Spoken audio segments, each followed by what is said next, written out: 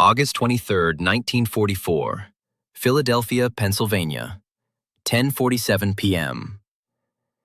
When 23-year-old ambulance medic Dorothy Waverly entered the apartment on the 4th floor of 118 Chestnut Street, she did not yet know that in 3 hours she would be sitting on the floor of the station bathroom choking on sobs. She did not know that this call would split her life into before and after. She simply saw a 15-year-old boy lying on the bed with a bluish face who was no longer breathing. The apartment was modest but tidy. Floral wallpaper worn at the edges, a braided rug on the hardwood floor. The smell of boiled cabbage hung in the air, mixed with something medicinal. A radio played softly in the next room, some big band number turned down low. Through the window, Dorothy could see the glow of streetlights on Chestnut Street, hear the distant rumble of a trolley car. "How long has it been?" Dorothy asked sharply, dropping her bag on the floor. 10 minutes, maybe 15. A woman around 43 stood against the wall, gripping the doorframe. Her painted lips trembled. She wore a dark blue dress with a white collar, practical shoes. Her hair was pinned back severely. "I did not realize right away. I thought he had fallen asleep. He often dozed off during the day like that. Because of the medications." Dorothy was already leaning over the boy, checking for a pulse at the carotid artery, though it was already clear. Too late. The skin was cooling. Pupils dilated, no response to light. She began chest compressions anyway. Protocol was protocol, even when there was no hope. "What was his condition?" she asked on the 5th compression. "Heart defect," the woman answered, and Dorothy noticed that her voice was strangely level for a mother whose child had just died. "From birth. Severe defect. We spent so many years treating it, so many specialists. We did everything we could." Dorothy continued the compressions for another 2 minutes, understanding that it was a formality. The body under her hands did not respond. She counted silently. 30 compressions. Tilt the head back. 2 breaths. Nothing. The chest did not rise the way it should. She tried again. Still nothing. Finally, she exhaled and straightened. "I am pronouncing death," she said in the official tone she had learned during 2 years working on the ambulance. "Time is 10:51 p.m. My condolences." The woman covered her face with her hands, but she did not cry. She just stood there, swaying. Dorothy watched her carefully. In her experience, mothers who lost children reacted in different ways. Some screamed, some collapsed, some went silent with shock. But there was something about this woman's stillness that felt wrong, calculated almost. Next to her appeared a man, tall, graying, wearing house trousers and an undershirt. He looked like he had been roused from reading. There was a book in his hand, fingers still marking his place. His face was pale. "This is my husband," the woman explained. "Clarence Ogden. We are both teachers, at Harrison High School." "Muriel Ogden," the man added, nodding toward his wife. "And I am Clarence." "Our son," his voice cracked. "Our Fletcher is gone." Dorothy nodded silently. She looked at the boy, thin with dark hair, wearing blue striped pajamas. His face had that waxy quality the recently dead took on. She had seen it before, too many times in 2 years, but usually in old people, soldiers shipped back from Europe, accident victims, not children in their own beds. On the nightstand beside the bed stood an entire battery of medicine bottles.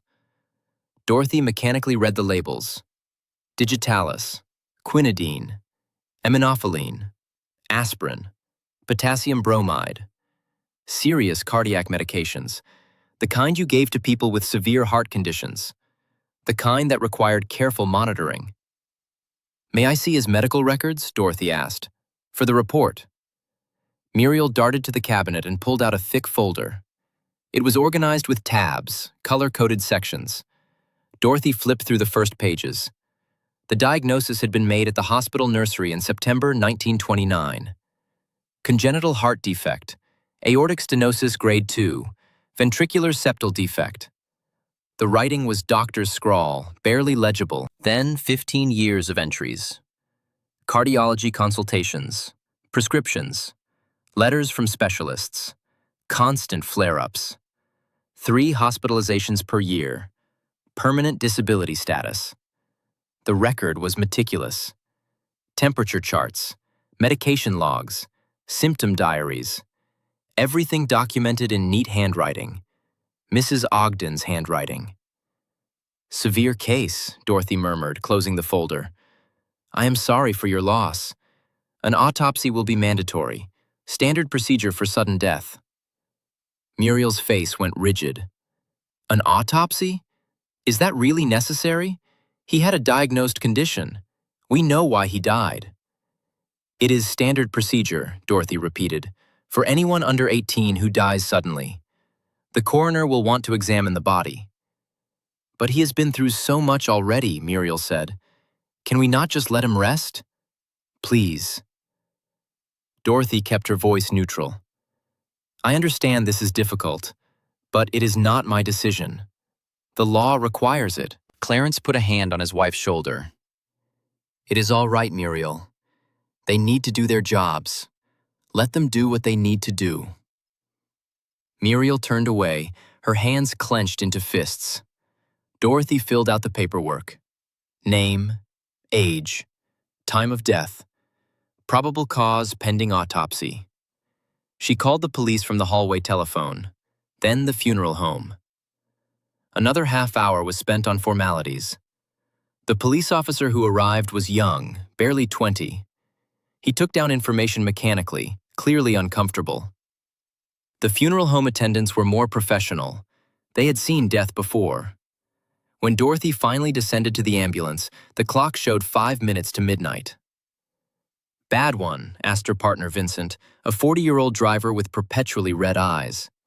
He was smoking a cigarette, leaning against the ambulance. 15 years old. Heart defect. Vincent shook his head. It happens. Let us go. 2 more calls waiting.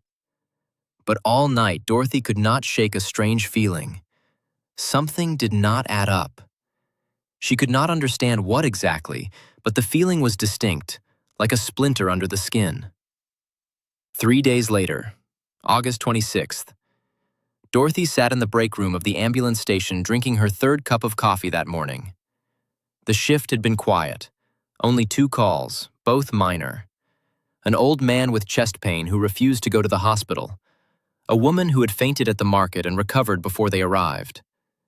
She pulled a medical journal from her bag, one she had been meaning to read for a week, but her eyes kept sliding past the text. The words blurred together. She kept seeing the boy's face. Fletcher Ogden. The bluish tinge to his skin. The battery of medications on the nightstand. Why are you not sleeping? Vincent asked, walking past with a thermos. It is quiet today. You should rest while you can. I am thinking, Dorothy sipped her coffee. It was bitter, overbrewed. Remember that kid on Chestnut? With the heart defect? Yeah? I do not know. Something strange about it. All deaths are strange, Vincent said philosophically. He poured coffee into a chipped mug. Especially children. Do not overthink it. You will drive yourself crazy. But Dorothy could not stop overthinking. That evening, when the shift ended, she went to the city morgue at Pennsylvania Hospital. The building was old, brick, with narrow windows. Inside, it smelled of formaldehyde and disinfectant. The pathologist there was Dr. Silas Pettigrew, a 70-year-old man who had survived the Great War and 30 years of autopsies. Dorothy had known him since her medical training. He had lectured them during her 4th year. He was sharp, unsentimental, brilliant. Dr. Pettigrew, did you perform the autopsy on Ogden? 15-year-old boy, died on the 23rd? Pettigrew looked up at her over his glasses. He was sitting at a desk covered in papers, a half-eaten sandwich beside him. I did. Why? May I see the report? The old man pulled out a folder, flipped through it, extracted several typed pages. Look. But why do you need it? Dorothy read the report, and with each line, the splinter under her skin grew larger. Heart mass 280 grams, within normal range for this age. Valves intact, no stenosis, no sclerosis. Myocardium pale pink, flaccid, signs of acute dystrophy. Ventricular septum without defects. Aorta, diameter normal, no stenosis detected. Coronary arteries patent. Dr. Pettigrew, Dorothy said slowly, it says here there was no defect. There was not, the pathologist confirmed calmly. He took off his glasses and cleaned them with a handkerchief. Anatomically healthy heart. Death occurred from acute heart failure due to toxic damage to the myocardium. But in the records, in the medical records, the diagnosis was from birth. 15 years of treatment. Pettigrew shrugged. Diagnostic errors happen, or the records were kept incorrectly. Was the boy taking cardiac medications? Yes, a whole battery of them. Digitalis, quinidine, aminophylline, others. There is your answer. A healthy heart poisoned for 15 years with medications it did not need. The digitalis alone could cause cumulative toxicity. Add quinidine, aminophylline, the other drugs. The body could not withstand it. Actually, this warrants an investigation. Who made the diagnosis? Who prescribed the treatment? But that is not my jurisdiction. I only determine cause of death. What did the tissue analysis show? Dorothy asked. Pettigrew flipped through the report.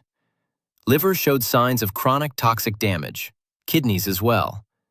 This boy was being systematically poisoned, not quickly, slowly, over years. Dorothy felt cold. Could it have been accidental? Doctors making mistakes? Possible. But 15 years of mistakes? Multiple doctors? No one questioning the diagnosis? No one ordering confirmatory tests? Pettigrew looked at her over the rim of his glasses. That stretches credibility. What are you saying? I am saying the old pathologist chose his words carefully. I am saying that someone benefited from this boy being sick. And I am saying you should look very carefully at who that someone was. Dorothy left the morgue in a kind of stupor. One thought echoed in her head. 15 years. 15 years a child was treated for a disease he did not have. And that treatment killed him. She caught a taxi and went to Harrison High School. The school was a large brick building, 3 stories, with tall windows and a flagpole out front. The American flag snapped in the wind. Inside, the halls were empty. It was Saturday, but the main office was open. Summer school was in session. The school greeted her with the smell of chalk and old linoleum. I am looking for information about Fletcher Ogden, Dorothy said to the assistant principal, a woman around 50 with a bouffant hairstyle and red lipstick. Her nameplate said, Mrs. Henderson. Was he a student at your school? Fletcher? Mrs. Henderson clasped her hands together, her eyes filled with tears. Goodness, yes, of course. Poor boy. Just buried him 2 days ago. Such a tragedy. He was such a sweet child, so quiet, so well behaved. Are you from the police? From medical services, Dorothy answered evasively. I need to speak with his classmates, for a medical report, to understand his condition better. It was a bold lie, but Mrs. Henderson did not press. She seemed relieved to have someone official taking an interest. Of course, of course. Let me see who I can find. Several of his classmates are here for summer courses. 10 minutes later, Dorothy sat in an empty chemistry classroom. The periodic table hung on one wall. Rows of desks faced a blackboard still covered with equations from the last class. Before her at the desks were 5 teenagers, Fletcher's classmates. 3 boys, 2 girls. They looked nervous. Tell me about him, Dorothy asked gently. What was he like? Normal, shrugged a red-haired boy in glasses. His name was Jimmy. Regular. Well, maybe a little quiet. He did not talk much in class. But he was sick, a girl with braids interjected. Her name was Patricia. He had a heart defect. His mother always said he could not overexert himself. She came to school all the time to check on him. Yeah, another boy snorted, more solidly built. His name was Robert. Except that was all nonsense. What do you mean nonsense? Dorothy leaned forward. Just that.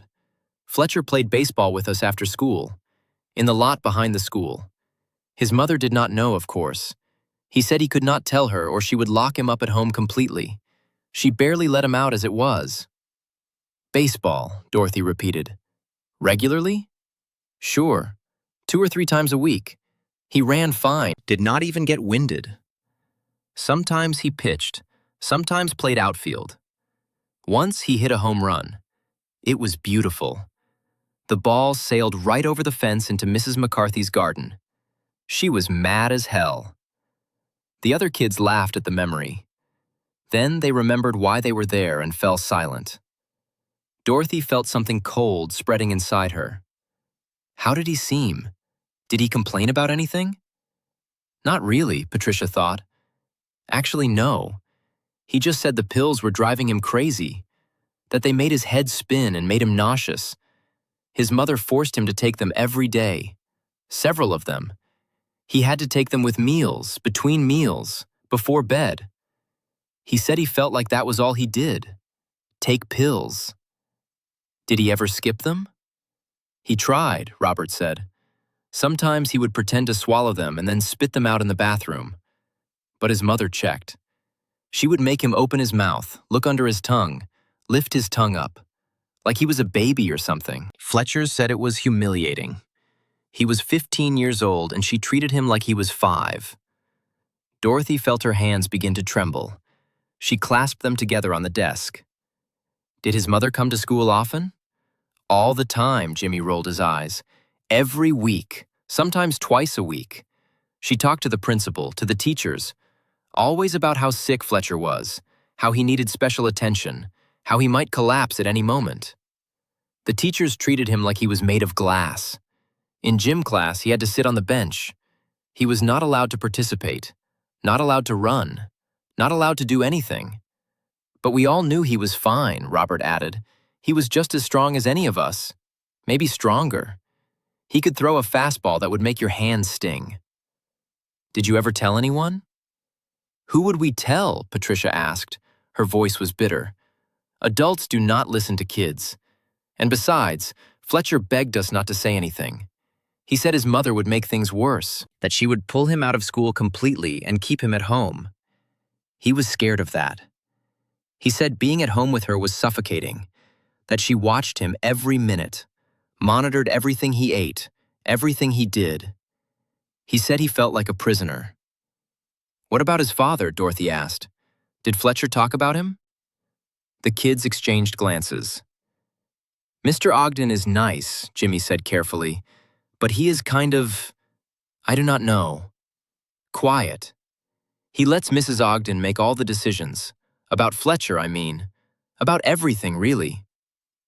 Fletcher said his dad worked long hours at school, came home tired, that he did not question Mrs. Ogden, that he just trusted her. Dorothy thanked the students and left. Her head was spinning. She drove to the Philadelphia Police Department. The building was imposing, stone, with columns out front. Inside, it was chaos, uniforms everywhere, the clatter of typewriters, the smell of coffee and cigarette smoke. The detective who listened to her story was named Harold Finch, a man around 50 with a tired face and cigarette-stained fingers. He sat behind a desk piled with files. A fan in the corner pushed hot air around the room. Let me get this straight, he said after Dorothy finished. You are saying the mother deliberately poisoned her son for 15 years, made him think he was sick, gave him medications that damaged his heart, and then he died. That is exactly what I am saying. Do you have proof? The autopsy report. His heart was healthy, no defect. The pathologist confirmed it. The death was caused by toxic damage from cardiac medications given to a healthy child. Finch lit a cigarette, took a long drag. He squinted at her through the smoke. You know what you are asking me to investigate? A teacher, a respectable woman. whose son just died. You are asking me to accuse her of murder. I am asking you to do your job, Dorothy said firmly. A boy is dead. The evidence is in the autopsy report. At minimum, you need to question the doctors who treated him. Find out how a healthy child was diagnosed with a heart defect and medicated for 15 years without anyone noticing. Finch sighed heavily. All right, I will look into it. But this better not be a wild goose chase. I have enough on my plate without chasing ghosts. It is not, Dorothy stood. That boy deserves justice, even if no one else is willing to give it to him. Over the next 2 weeks, Dorothy could not stop. She went to every hospital, every clinic where Fletcher had been treated.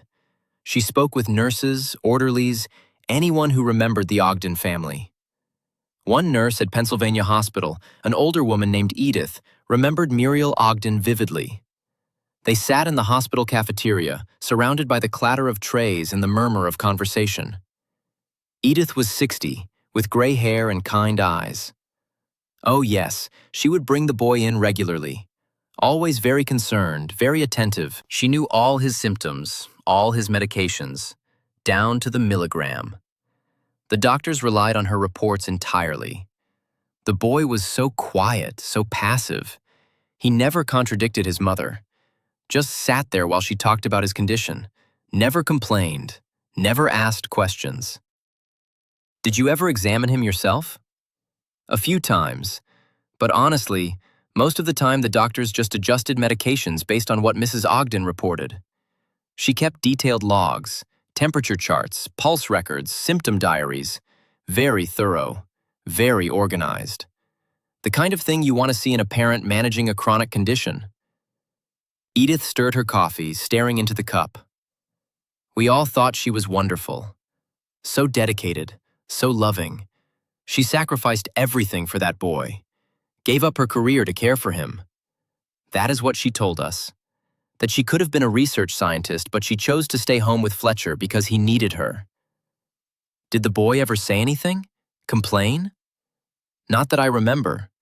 He just looked tired, pale. But that was expected with his condition. Or what we thought was his condition. Edith looked up at Dorothy. Except he did not have a condition, Dorothy said. Edith stared at her. What?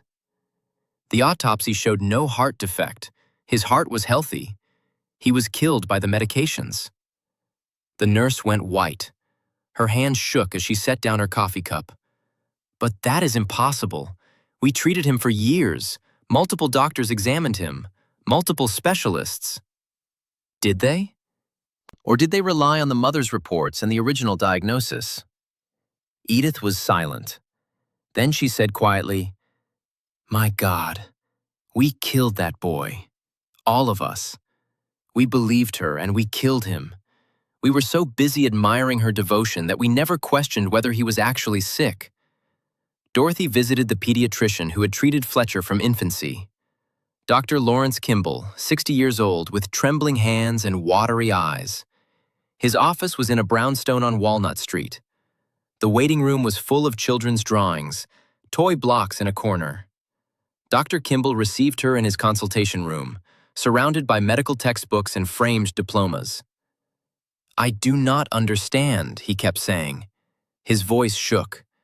The diagnosis was made at birth, by a cardiologist, Dr. Wendell. He heard a murmur. He ordered tests. Everything pointed to a defect. Do you have those test results? Dr. Kimball searched through old files in a cabinet. Papers spilled out. He was clearly not as organized as Muriel Ogden. Finally, he pulled out a folder, yellowed with age. Here. The initial assessment from 1929. Dorothy looked at the report. It was handwritten, faded. She could barely make out the words. Possible septal defect. Recommend further observation. Prescribe digitalis as precautionary measure. Follow up in 3 months. Possible, Dorothy repeated. Precautionary. This is not a definitive diagnosis. But the mother said Dr. Wendell confirmed it. She said he told her the defect was severe, life-threatening. She came back after that first visit and said he had done more tests and confirmed it was serious. Did you ever speak directly with Dr. Wendell? No. He moved to Boston in 1930. But Mrs. Ogden had a letter from him, confirming the diagnosis, outlining the treatment plan. Very detailed, very specific. May I see that letter? Dr. Kimball searched again. He opened drawers, flipped through files. He could not find it. She must have kept it. Or perhaps I misplaced it, but I remember seeing it. It was on his letterhead. Official. It said the boy had a severe congenital heart defect and needed lifelong medication management. It recommended digitalis, quinidine, restricted activity. Everything we did. Or she forged it, Dorothy said quietly. Dr. Kimball sat down heavily in his chair. He looked old suddenly, defeated. Are you saying, his voice was barely a whisper, are you saying I treated a healthy child with cardiac medications for 15 years based on a forged letter? I am saying it is a possibility you need to consider. The old doctor put his face in his hands. I trusted her. She was a mother, a teacher, an educated woman. She knew medical terminology. She understood the conditions. She kept better records than most nurses. Why would I doubt her? That is exactly what she counted on, Dorothy said. She counted on your trust, on your assumption that mothers do not lie about their children's health. But why? Dr. Kimball looked up. Why would anyone do such a thing? Dorothy had been reading. Late at night in medical libraries. She had found articles, case studies, rare but documented. There is a condition, she said, Munchausen syndrome by proxy, named after Baron Munchausen, the character who told outrageous lies. In this condition, a caregiver fabricates or induces illness in someone under their care to gain attention, sympathy, to be seen as heroic, self-sacrificing. It is a form of mental illness, and it is almost always mothers doing it to their children. That is monstrous. Yes, Dorothy agreed. It is. Detective Finch called Dorothy 3 weeks later. You were right. His voice was grim. We tracked down Dr. Wendell in Boston. He remembers the case. He never made a definitive diagnosis. He recommended observation, nothing more. The mother requested a letter for the school, explaining the boy needed accommodations. He wrote a vague letter stating the child had a possible cardiac condition and should avoid strenuous activity. That was it. No confirmation of a severe defect, no lifelong treatment plan. So she took that vague letter and turned it into a death sentence. That is what it looks like. We also found something else. Mrs. Ogden has a history. Before she married Clarence, she worked as a nurse for 2 years in Pittsburgh, at Allegheny General Hospital. Got fired. The reason? Suspected of falsifying patient records, making patients seem sicker than they were, administering medications they did not need. Nothing was ever proven, but the hospital let her go quietly. They did not want a scandal. Dorothy felt her pulse quicken. So this was not the first time. Probably not. We are building a case. But I need you to understand something. This is going to be hard to prosecute.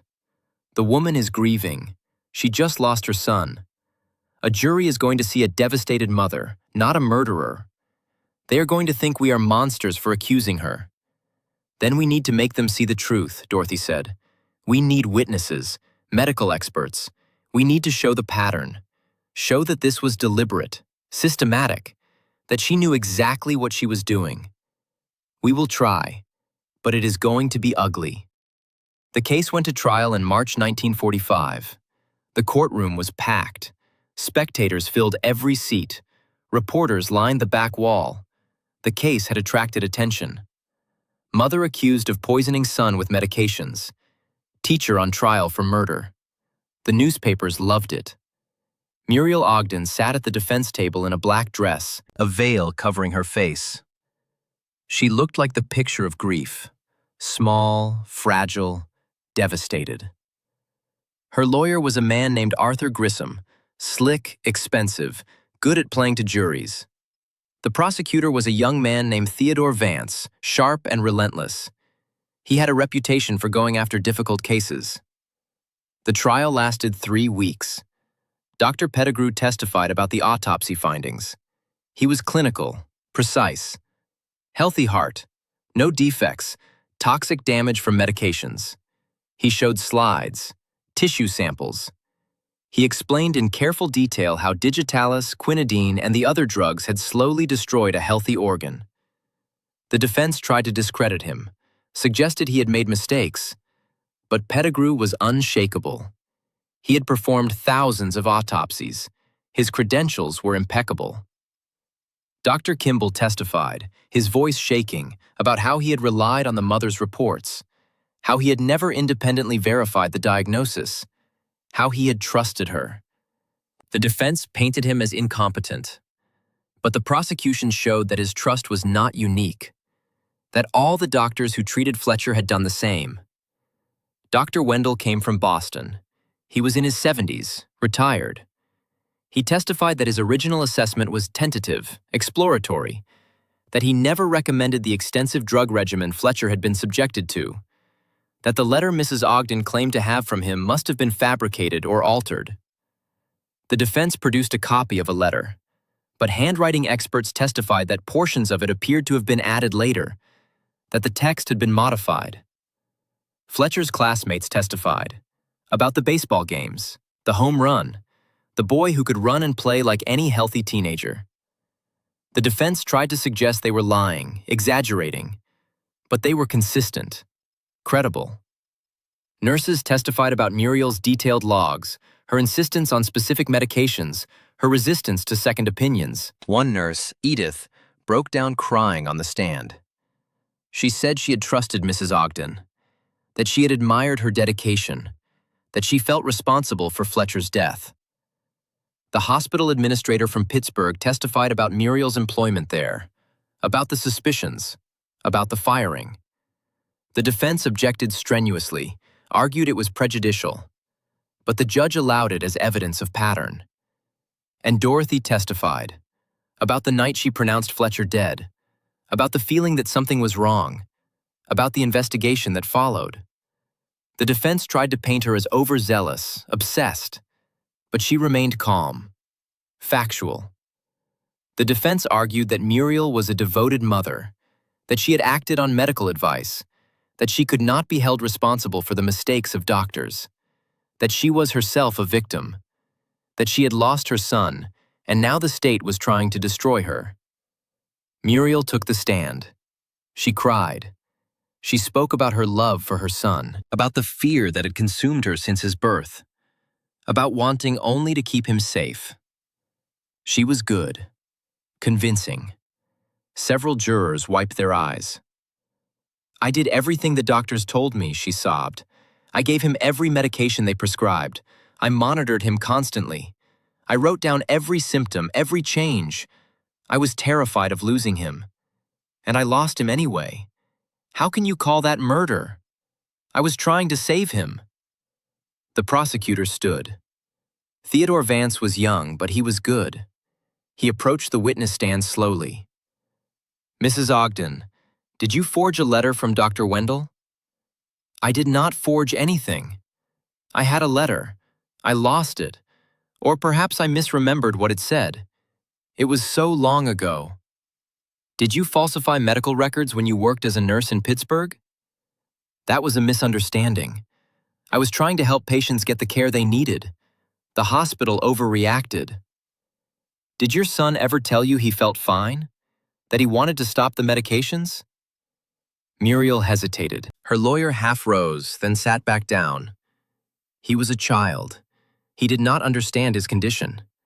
Children do not like taking medicine. That does not mean they do not need it. Did he play baseball? He was not supposed to. If he did, it was against my instructions. I told him repeatedly he could not exert himself. He must have disobeyed me. Mrs. Ogden, did you ever take Fletcher for an independent evaluation? To a different cardiologist? To confirm the diagnosis? His condition was confirmed. Multiple doctors saw him. But did you ever take him to a new doctor? Someone who did not know his history? Someone who could examine him fresh? Muriel's face tightened. There was no need. We had established doctors. Changing doctors would have confused his care. Or it would have revealed that he was not sick. Objection. Sustained. Mr. Vance, move on. Mrs. Ogden, did you ever allow anyone to examine him without you present? To speak with him alone? He was my son. I had a right to be there. I needed to make sure the doctors understood his condition properly. Or you needed to be there to control the narrative, to make sure Fletcher did not tell them he felt fine. Objection. Overruled. The witness will answer. I was protecting my son. Mrs. Ogden, the prosecutor leaned on the witness stand. Did you love your son? Yes. Muriel's voice was fierce. I loved him more than anything, more than life itself. Did you love him? Or did you love the attention you received as the mother of a sick child? The sympathy? The praise for your devotion? The identity it gave you? How dare you? How dare you suggest such a thing? Did you need Fletcher to be sick so you could be the hero? The martyr? The self-sacrificing mother? The woman everyone admired? No. No. Then why, Mrs. Ogden? The prosecutor's voice rose. Why did a healthy boy spend 15 years drugged and monitored and treated for a disease he did not have? Why did he die of heart failure caused by medications he should never have taken? Why did you resist second opinions? Why did you check his mouth to make sure he swallowed pills? Why did you keep such detailed logs of symptoms that did not exist? Why, Mrs. Ogden? Why? Because he was sick. He was sick. He was not sick, and you knew it. You knew it from the beginning. You took a vague diagnosis and turned it into a life sentence. You forged documents. You lied to doctors. You controlled every aspect of that boy's life. And when his body finally gave out from the poison you fed him every day, you stood in that apartment and pretended to grieve. But you did not grieve. You cannot grieve something you deliberately destroyed. Muriel screamed, an incoherent sound of rage and despair. She lunged at the prosecutor. Bailiffs restrained her. The judge pounded his gavel. The courtroom erupted. When order was finally restored, Muriel sat at the defense table, her face in her hands, shoulders shaking. But Dorothy, watching from the gallery, wondered if she was really crying, or if this too was performance. The jury deliberated for 8 hours. Guilty. Manslaughter. Not murder. The jury believed she had not intended to kill Fletcher, but they believed she had caused his death through deliberate deception and medical abuse. Guilty of reckless endangerment of a child. Guilty of practicing medicine without a license. Guilty of fraud. Muriel Ogden was sentenced to 12 years in prison. Clarence Ogden filed for divorce immediately. He sat in the courtroom gallery every day of the trial, his face a mask of devastation. When the verdict was read, he did not react. He simply stood and walked out. Dorothy met him outside the courthouse. It was a cold March day. Rain threatened. Clarence stood on the steps staring at nothing. I did not know, he said. His voice was hollow. I trusted her. I thought she was protecting him. I thought I was supporting her. How could I have been so blind? You loved your wife. You trusted her. That is not a crime. But my son paid the price for my trust. He came to me sometimes, when he was younger, said he felt fine, said he did not understand why he had to take so many pills. And I told him to listen to his mother, that she knew best. I sent him back to her, again and again. I sent him back to the person who was killing him. Clarence's voice broke. You could not have known. I should have known. I am his father. I should have protected him. He did. But now you can make sure his death was not in vain. Clarence looked at her with red-rimmed eyes. How? Dorothy took a deep breath. Help me change the system. Help me make sure this never happens to another child. Clarence Ogden became Dorothy's closest ally. Together, they began a campaign to reform pediatric care in Philadelphia. They pushed for mandatory second opinions on chronic diagnoses in children, for independent evaluations without parental presence, for better training on a condition Dorothy had read about in medical literature, Munchausen syndrome by proxy, a psychological disorder where a caregiver, usually a mother, fabricates or induces illness in a child to gain attention and sympathy. The term was not widely known in 1945. Most doctors had never heard of it, but Dorothy made it her mission to educate them. She wrote articles for medical journals. She gave lectures at hospitals and medical schools. She spoke at conferences. She testified before the Pennsylvania state legislature. Most people resisted. The idea was too disturbing. Mothers were sacred, beyond suspicion. But Dorothy persisted. She presented case studies. She cited research from England, from Germany, from other countries where the syndrome had been documented. She showed that it was real, that it was dangerous, that children died. Clarence used his position as a teacher to advocate within the school system. He pushed for better communication between schools and medical providers, for teachers to be trained to recognize signs of medical child abuse, red flags. A child who seemed healthy but whose parent insisted they were sick. A parent who resisted second opinions. A parent who thrived on the attention from having a sick child. He spoke at parent-teacher meetings. He wrote articles for education journals. He trained other teachers. Some listened. Many did not. But gradually, awareness grew. In 1947, they established the Fletcher Ogden Foundation. Its mission was to identify and protect children subjected to medical abuse by caregivers. They provided resources for doctors, social workers, teachers. They funded research. They lobbied for legal changes. They created a hotline for reporting suspected cases. The work was slow, painful. Many people resisted. The idea that a mother could deliberately harm her child was too disturbing for many to accept. Mothers were sacred, beyond suspicion. The foundation received hate mail, threats. People called Dorothy a witch hunter, said she was destroying families. But she did not stop. But gradually, the tide began to turn. In 1950, Pennsylvania became the first state to pass legislation requiring mandatory psychiatric evaluation for parents of children with multiple unexplained medical episodes. It was called Fletcher's Law. Other states began to follow.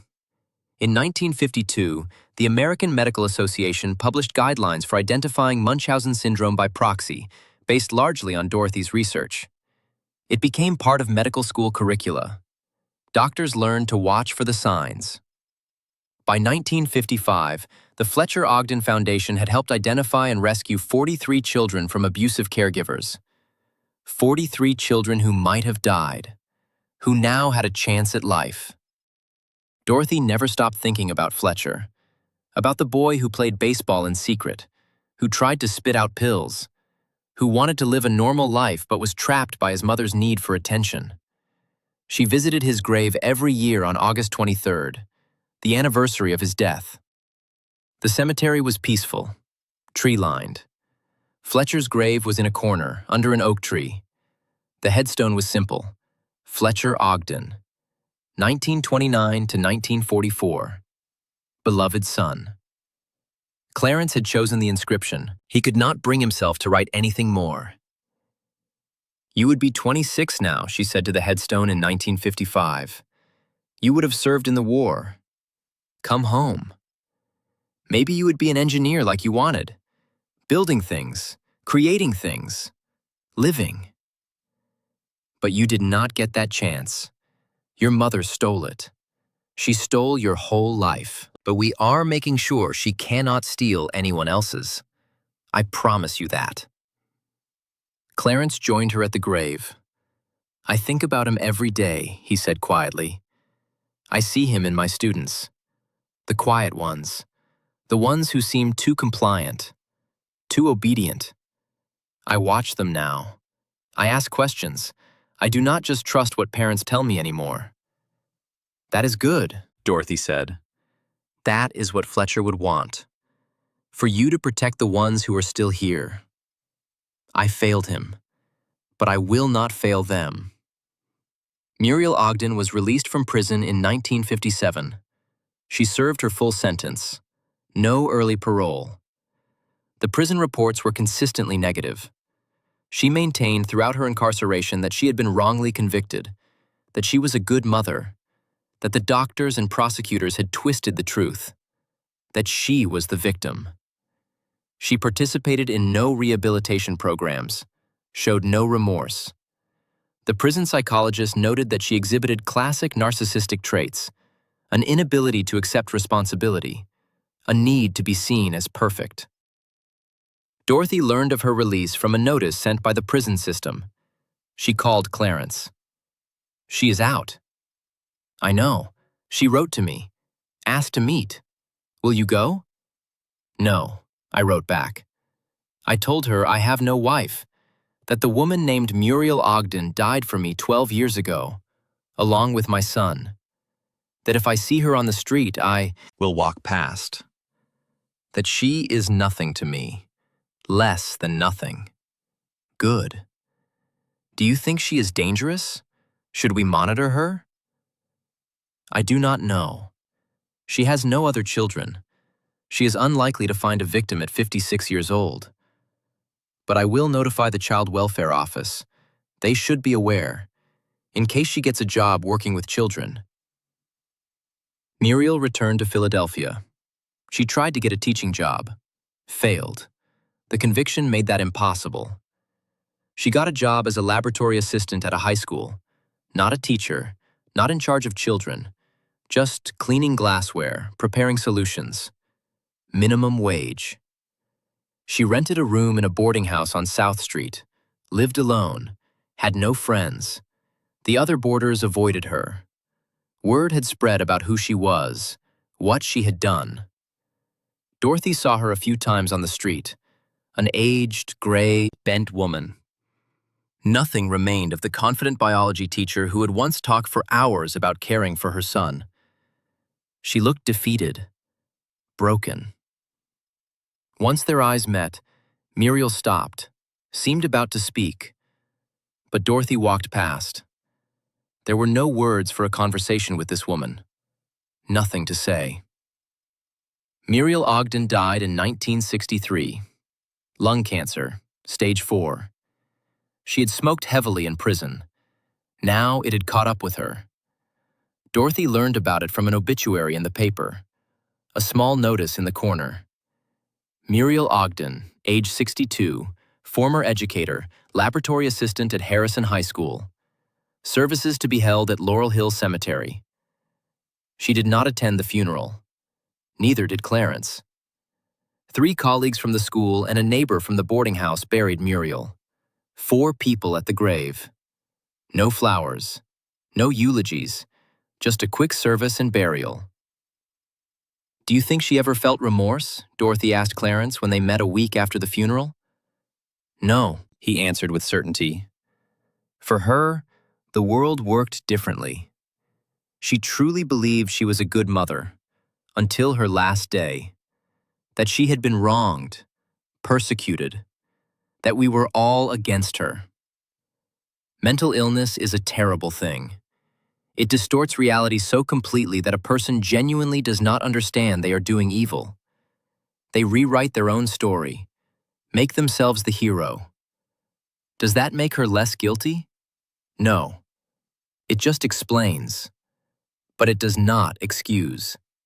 She chose her actions. Even if her mind justified them, she chose them. They were silent. Then Clarence pulled out an old photograph.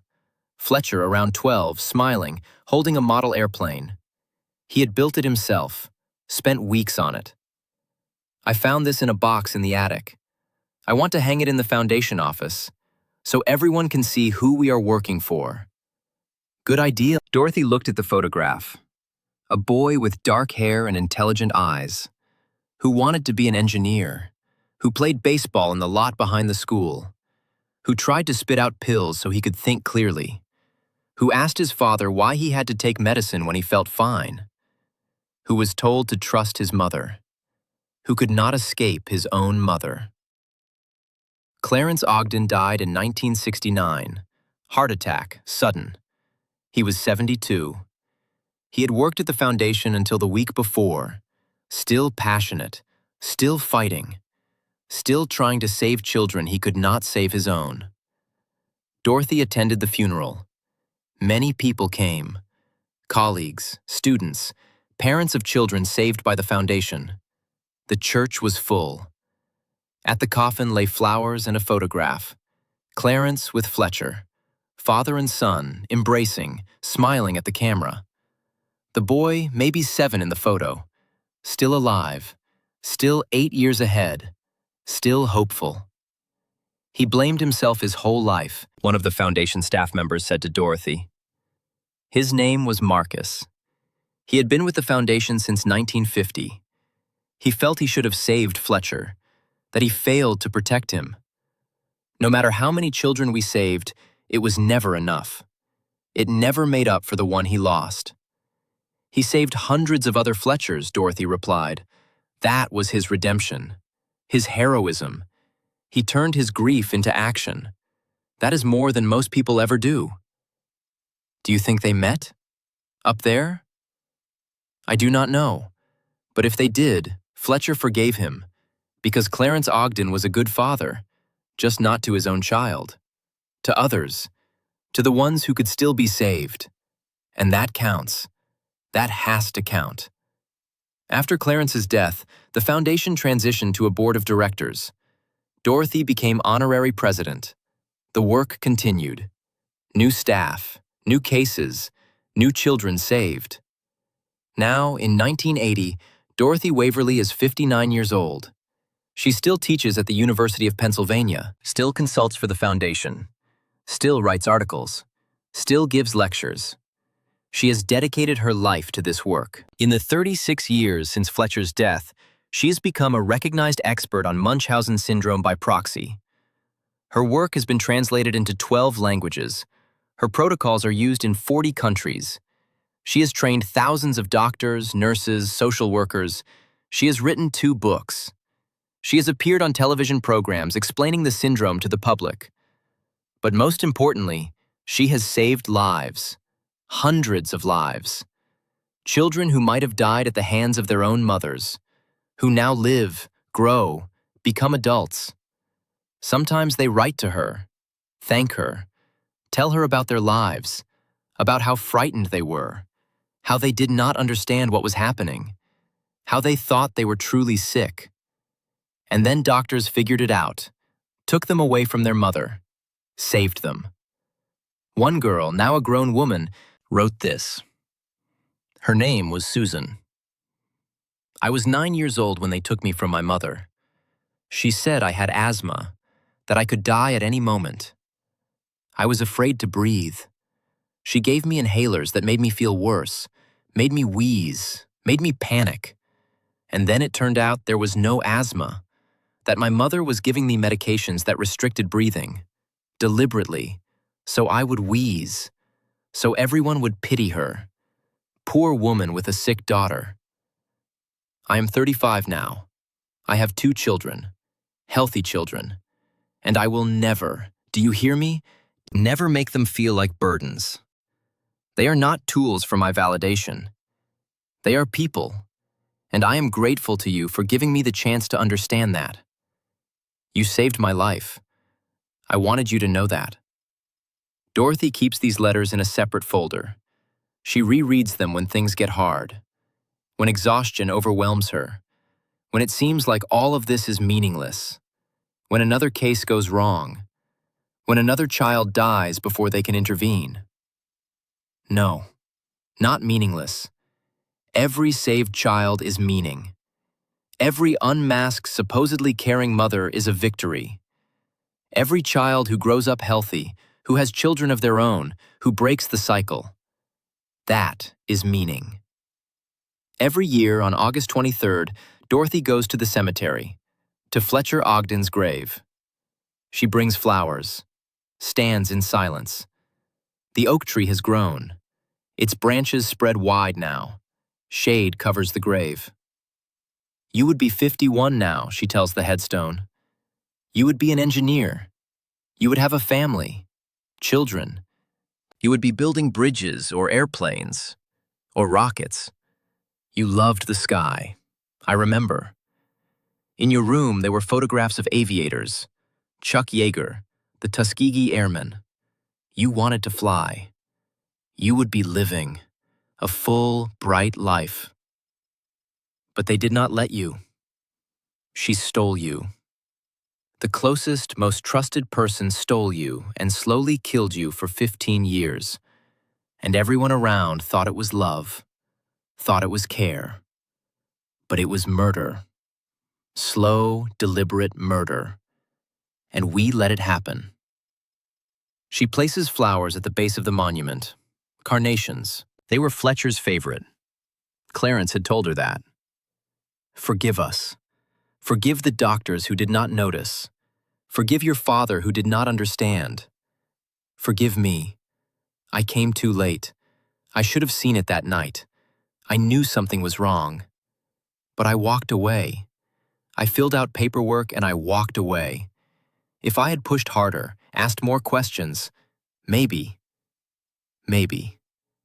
But your death was not in vain, I promise. Because of you, we now see. Because of you, we save others. You became a light in darkness, a beacon, a warning. Medical schools teach about you. Doctors learn to watch for the signs because of your case. You changed medicine. You changed the world. That has to mean something. Wind rustles the leaves. Sun shines through clouds. Life continues. Rest peacefully, Fletcher. We remember. We will not forget. Never. Dorothy turns and walks away. There is still so much work ahead. So many children who need saving. So many mothers whose masks need removing. So many doctors who need training. So many laws that need changing. She walks with a firm step, a 59-year-old woman who changed medicine, who gave a name to nameless horror, who turned personal tragedy into public mission, who refused to let one boy's death be meaningless. Behind her is the grave of a boy who wanted to fly, who never took off, but whose death lifted hundreds of others into the sky. End of story, but not the end of the fight. Because somewhere right now, at this very moment, some mother is giving her healthy child an unnecessary medication. Some doctor is not noticing inconsistencies in medical records. Some father is blindly trusting and not asking questions. Some child is trying to tell someone they feel fine, but no one is listening. But somewhere, a pediatrician remembers Dorothy Waverly's lecture. Notices red flags, checks documents, calls Child Protective Services, questions the mother, orders independent tests, and saves a life. In Fletcher's name, in the name of all children who could not escape from good mothers. Memory is action. Memory is vigilance. Memory is the readiness to see the monster under the mask of love and to tear off that mask, again and again, over and over, until there is not a single child dying from care. This story is finished, but its lesson is eternal. Because the scariest monsters are not strangers. They are not in dark alleys or abandoned houses. The scariest monsters are the ones who tuck you in at night, who kiss your forehead, who everyone says love you more than anything. The scariest monsters wear the mask of love, and sometimes that mask never comes off, not until it is too late.